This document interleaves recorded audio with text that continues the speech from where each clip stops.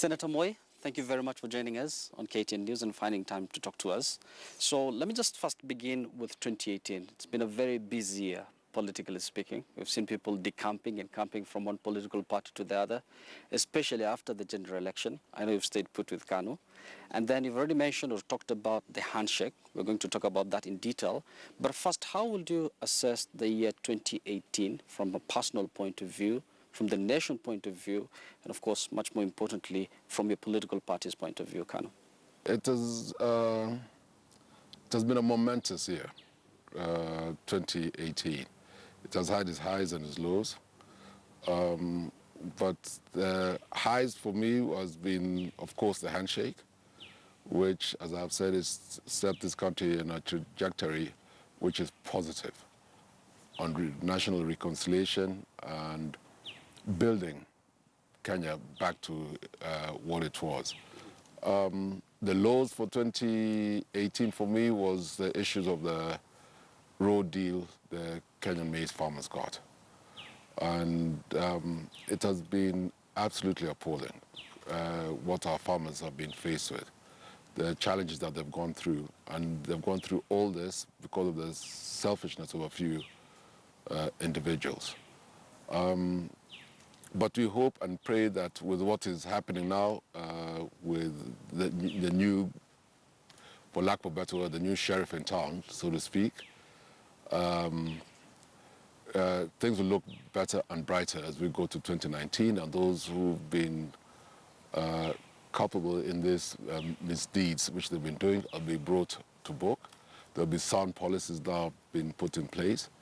There is positiveness that there's a bill which will be coming in the Senate, which is led by Senator from Wasingishu. And she's done a great job bringing in a bill which will ensure that the farmers and the farming community are protected and that they'll earn the fruits of their labor. So those are the things which I saw in 2018.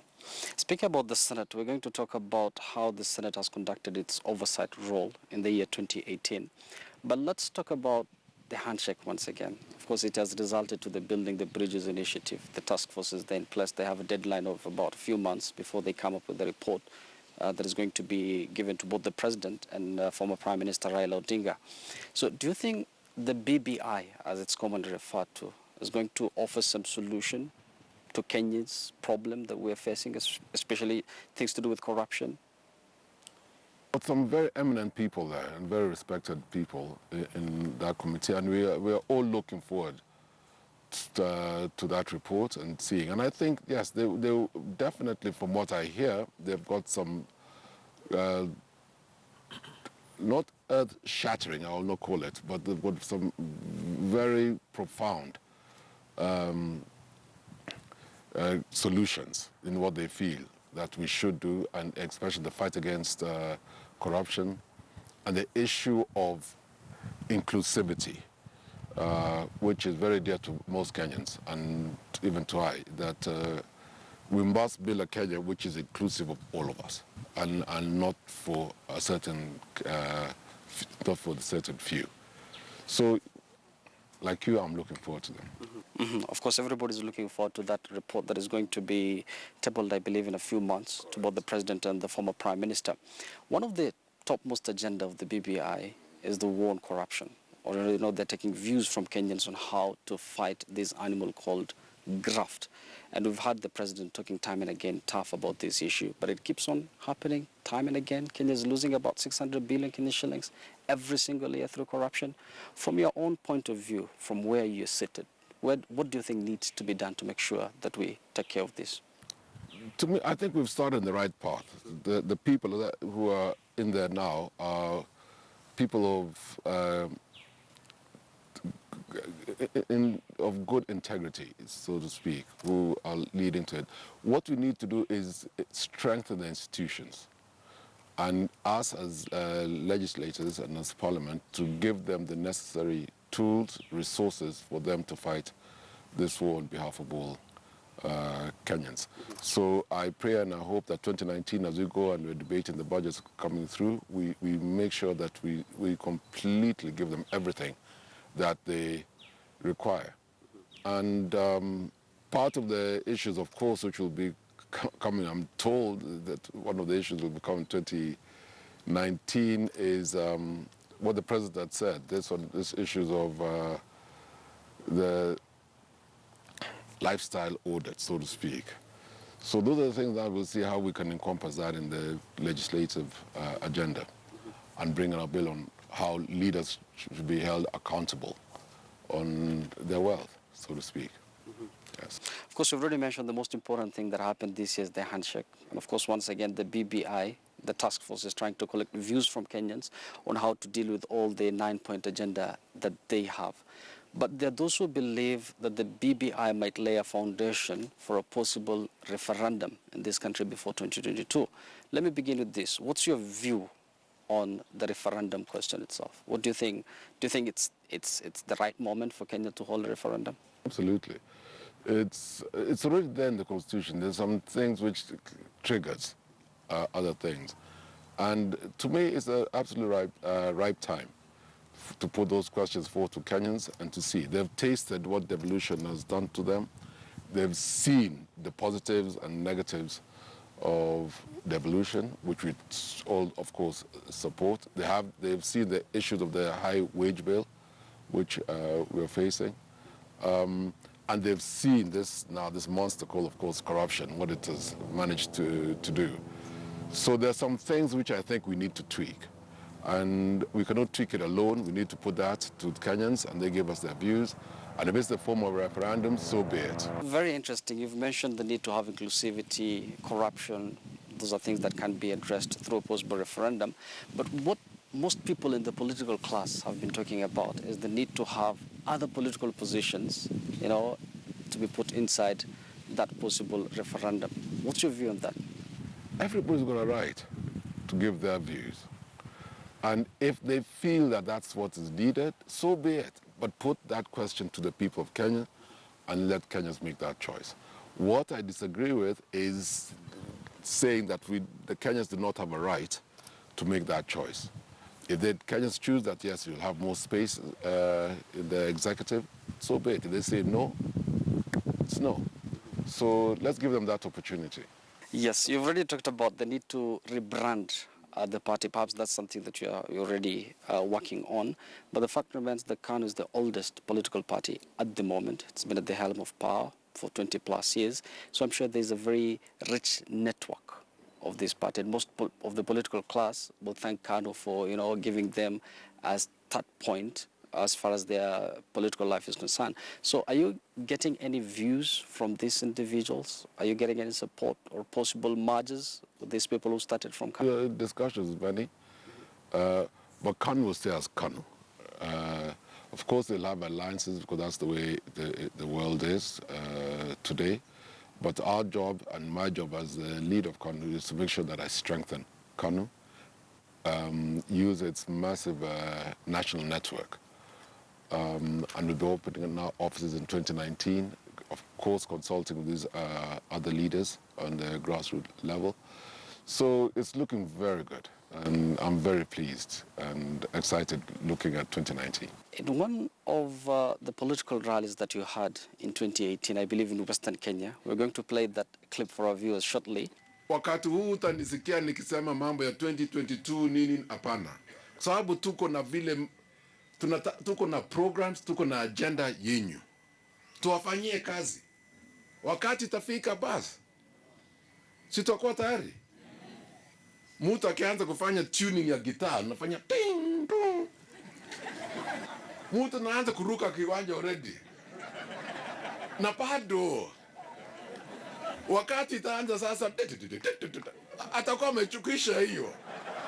Wakati wanaume sasa waingie kiwanja. So wakati huu ndio tuning. You talked about certain individuals in the political class who already started playing the guitar very early. I mean, can you perhaps tell our viewers what that analogy really meant and who were you directing it to? Is that there are important things now, basically, which we should be addressing ourselves to. There are issues to do with our farm, there are issues to do with the economy, there are issues to do with unemployment of our youth. Those are the things we should be focusing and not to be on a permanent campaign footing. So I was saying it has not started yet. There's fine-tuning the guitars, so pardon. But there are those who've already started playing the guitar. I wish them luck. We'll see when the real Ngoma starts, who will be there and who will be tired. So can you give us a time frame of when that Ngoma will start, and perhaps what are you planning, for example, as you yourself and your party, Kano? So we know what we're going to do 2019, God willing 2020, and then 2021. But I think it will become so obvious as we approach 2022, a year and a half, whatever, from there, obviously now, it's a history of Kenyans. Everybody stops thinking of anything else but focuses on that. But for now, we've got a mandate. I've got a mandate as a senator on what I have to do and deliver to my people of Baringo County. I've got a mandate as the chairman of Kano, what I have to deliver to the Kano followers. And I've got a mandate as a national leader on what I see we should be doing for this great country of ours. And looking at most political rallies in 2018, the name Gideon Moi has been featured on numerous occasions. Why do you think you raised so much interest, especially among your competitors? Personally, as I said, on my people and my mandate, which have been given. And right now, the people of Baringo, the people of Kenya, those are what is on my radar. So I don't think of others. When it comes to the time, we'll know what to deal with that. But if they want to focus on me, c'est la vie. Yes. Let's talk about possible political mergers. Just the other day, I was with Amani and Leader Musalia Mudavadi, and he didn't rule out working with you come 2022. Is he one of the individuals you're looking at as far as possible mergers is concerned with Kano? He's a friend and he's a family friend, like how the president is.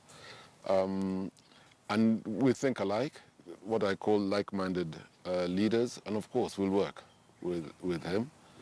And we'll work with other like-minded leaders.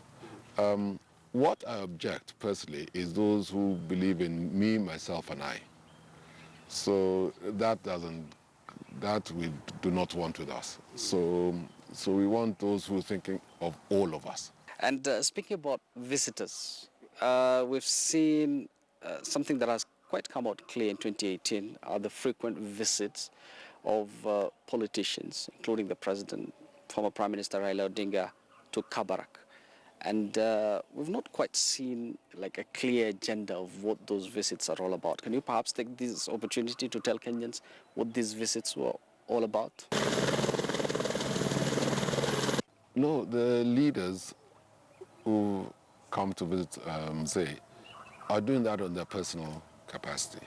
And Mzee, over the years, I think he's touched many people's lives.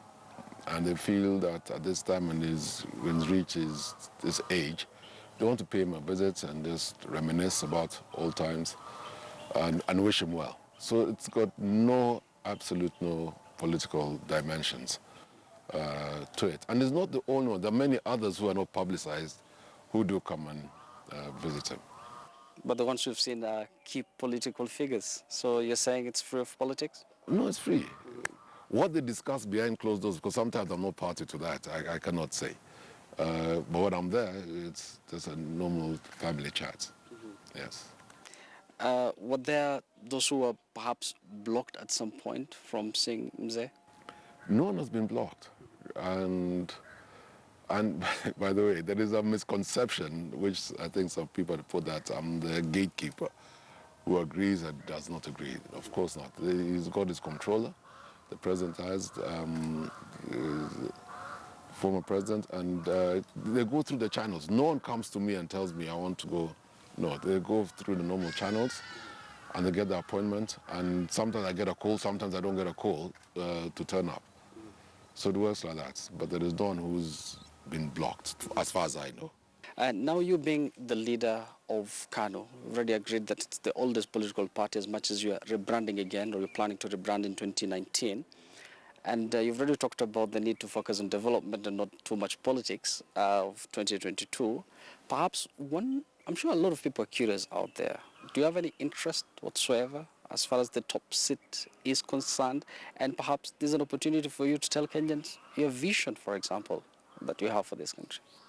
I have not stated what I want, I do not want, because that it takes all wide consultations with different players, different people, different communities. So that is ongoing in whichever direction they may think that I should take or what I think.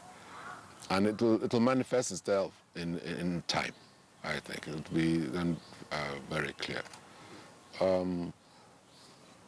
I wish the best for this country, and I think that we can achieve the greatness this country deserves. We're a superpower as it is in East and Central Africa. It's a place where the world is looking. I always say that Africa is the last frontier now in the investment purposes, and Kenya should be in the vanguard of that. We just need to do the sound policies and put a fantastic platform to launch ourselves. And the president's got his 4 agendas and is trying to drive that. It is going through. Those are very sound agenda, sound policies to help us get to that trajectory we need to do. But I think we've just scratched the surface of this country. And especially in the greatest resource that Kenyans have, which is its people. Yeah, so I think we'll reach there. Speaking about the state of the nation, one of the issues that a lot of people have, raised concern is the sheer amount of debt that this country has accrued. It's debatable that people are saying it's around 4.9 trillion, but the highest amount is about 5.1 trillion Kenya shillings. First of all, what's your view on this, and do you think it's sustainable? Because we've seen reports from the likes of IMF saying that, Kenya should a bit lower the amount of, debt that they're accruing. It is high. It is high. And we must have an absolute tight fiscal policy. And that is crucial and critical if we have to manage the affairs, the financial affairs of the country. And be prudent in whatever we borrowed and how we utilize it, and utilizing it for gain. And stop the wastage which is there. So there's a lot of things which we need to do. As we tighten, and Kenyans have been told to tighten our belts, even the government has to do their part too. The issue of the wastage, the issue of corruption, fiscal discipline, all have to come in together to control that. But at least we've heard the projects have been stopped now, and the new projects, and those are the steps now, of course, they're using to tighten the issue of debt. And it's at the level that we continue, of course, it's not sustainable. But the measures which have been taken, I think, is the right measures to assist us to go on the right path now of our economy. As we conclude our discussion, let's talk about matters devolution. And let me begin from Senate. Perhaps how can you gauge the Senate as far as its oversight role is concerned in the year 2018? It has been good. They've done what they've done. All the Senate is run by committees. And it should be. Parliament should be run, not the fact of the plenary, but mostly in committees. And the committees have been very vibrant. We see in the Senate, the PAC, the ICT committees, which I chair, the Roads Committee. They've been playing the oversight role, but we are handicapped, especially as senators, to play the role of the oversight in the counties because we've not been funded, unfortunately, by our brothers in the National Assembly, so that we can effectively carry out our jobs as oversight. So it's so sad that now senators now have to dig deep into their own personal resources and well-wishers to help them in running the oversight affairs of their respective counties. And speaking about counties, there's this new formula by CRA, and it seems like it's going to disadvantage the marginalized counties. I know you've been championing for the need to, for the national government to support these counties that are not well off. Perhaps, what's your view with this new formula by the Commissioner of Revenue Allocation? I think you'll hear a lot of it in the debates in the Senate, and we have to be fair. So I'll be one of those, of course, who are advocating that we have to be fair. We must not disadvantage those who need the greatest help, those counties. So we will be tackling that issue when it comes to the Senate, and I hope and pray, of course, that we'll get to an amicable solution which is fair to all. Senator Moi, thank you very much for your time. And how is Mzee feeling at the moment? Is top form. Is on top form. So we're very, very happy. And as I said, today we got to go home. The doctors have given him a clean bill of health. So we go home. So our holiday begins now, so to speak. Fantastic. Right. Thank you very much for your time. Thank you.